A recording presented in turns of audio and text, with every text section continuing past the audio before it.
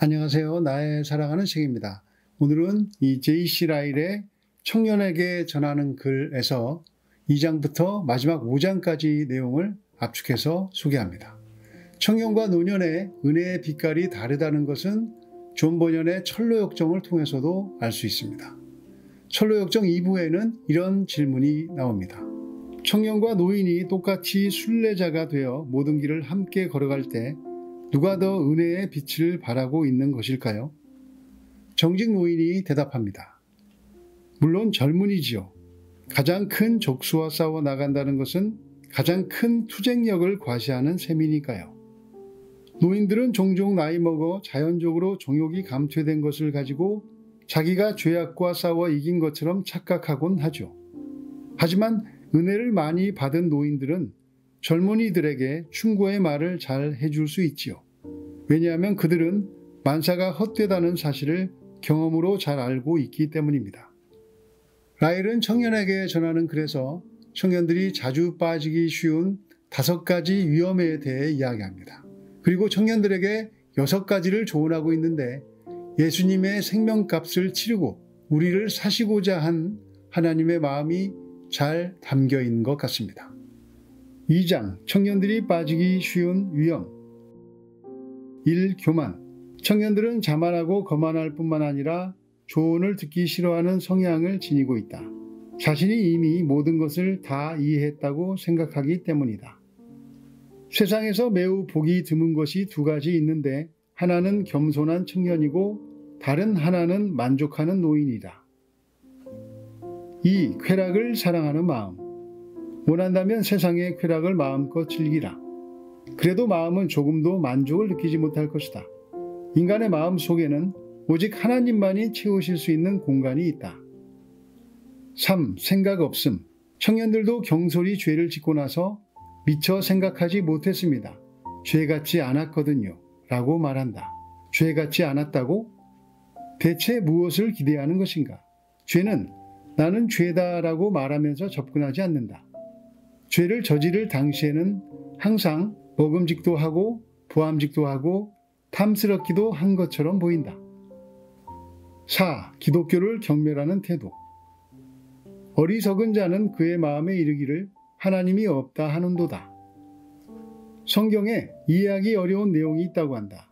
이해하기 어려운 내용이 있다고 해서 그것이 어떻다는 것인가?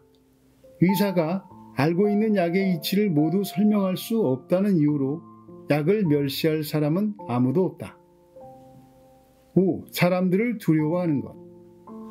사람들은 시대의 조류를 거스르기를 두려워한다. 한마디로 그 시대의 사상이 그들의 종교요, 신조요, 성경이요, 하나님이 되는 것이다. 이 속박에서 자유롭기를 바란다. 무엇을 하든 그것이 올바른 일이라면 사람들을 두려워하지 말라. 우리는 세상에 영원히 머물지 않을 것이다. 3장, 청년들이 받아들여야 할 조언.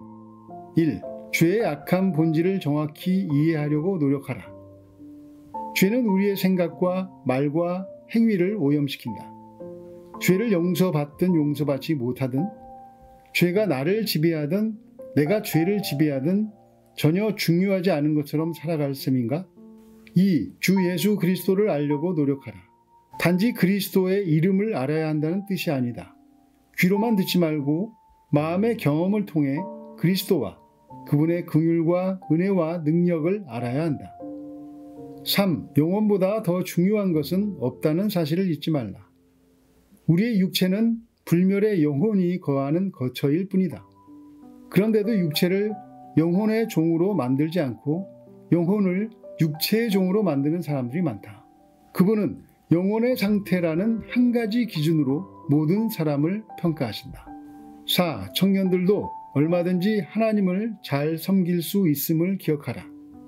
다니엘도 청년 시절에 바벨론에서 하나님을 섬겼다. 온갖 유혹에 둘러싸여 있었다. 그러나 죄를 짓지 않고 일관된 삶을 살았다. 이런 예는 한둘이 아니다. 젊은 이삭, 젊은 요셉, 젊은 여호수아, 젊은 사무엘, 젊은 다윗, 젊은 요시야, 젊은 디모데와 같은 사람들.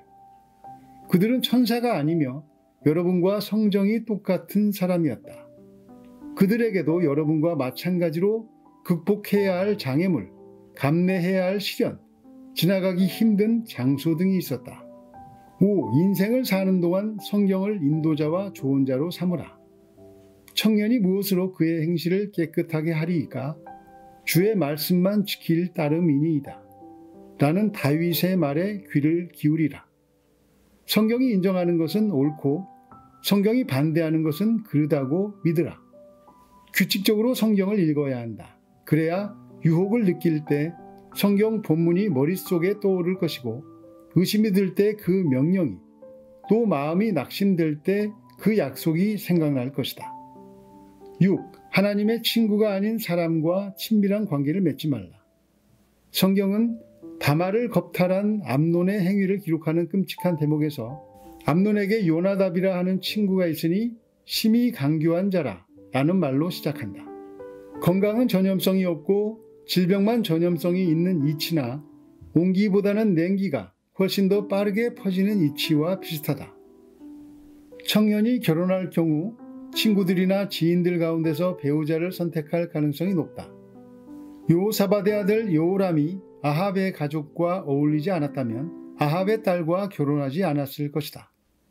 이 세상에서 나쁜 친구를 사귀면 다가올 세상에서는 훨씬 더 나쁜 친구와 어울려야 할 것이다. 4장 청년들이 따라야 할 특별한 원칙. 1. 알고 있는 죄를 깨끗이 제거하라.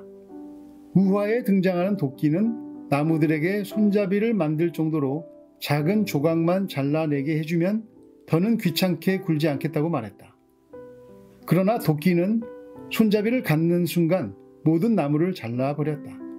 마음속에 작은 죄가 둥지를 틀도록 허락하면 마귀는 그것을 쐐기처럼 이용하며 온 마음을 부서뜨린다.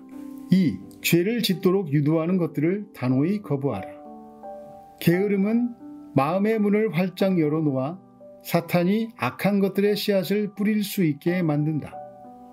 다윗이 예루살렘 궁전 옥상에서 빈둥거리면서 마귀가 틈탈 기회를 주지 않았다면 밧세바가 목욕하는 모습을 보거나 그의 남편 우리아를 살해하는 죄를 범하지 않았을 것이다. 3. 하나님의 눈을 항상 의식하라. 책을 읽을 때도 하나님이 그 책을 나에게 보여다오 라고 말씀하시는 듯 생각하면서 읽고, 시간을 보낼 때도 하나님이 지금 무엇을 하고 있느냐 라고 물으시는 듯 생각하고 시간을 보내라. 4. 신앙생활에 부지런하라. 주일 성수와 성도의 교제에 대해 어떻게 생각하는지를 보면 그 사람이 천국에 갈 사람인지 아닌지를 확실히 판단할 수 있다. 예배와 교제는 천국 생활의 한 단면이요 맛보기이다. 5. 어디에 있든지 기도하라. 기도는 우리의 마음에 성령의 임재가 이루어지는 수단이다. 인생이라는 광야 길을 안전하게 통과하려면 날마다 기도라는 영양소를 섭취해야 한다. 5장 맺은말.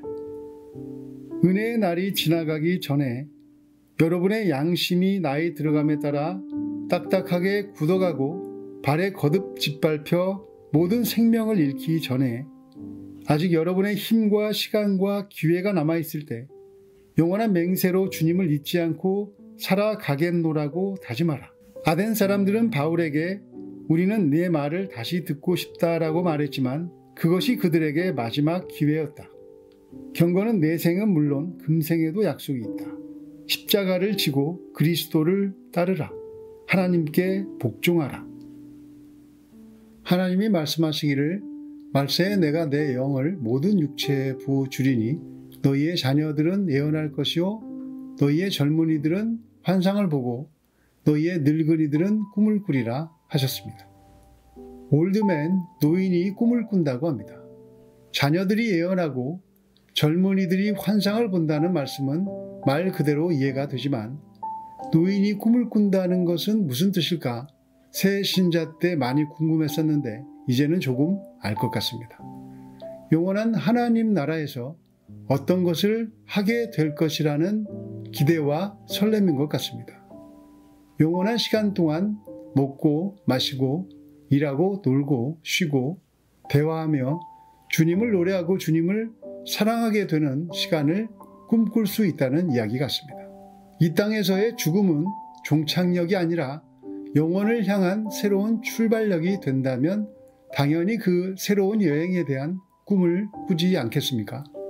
주님께서 당신의 목숨으로 값을 치르시고 우리를 사셨다는 참된 환상이 이 땅의 청년들과 우리들에게 보였으면 좋겠습니다. 그래서 지금 있는 삶의 자리에서 하나님의 마음을 드러내며 살아가기를 예수님의 이름으로 축복합니다. 감사합니다.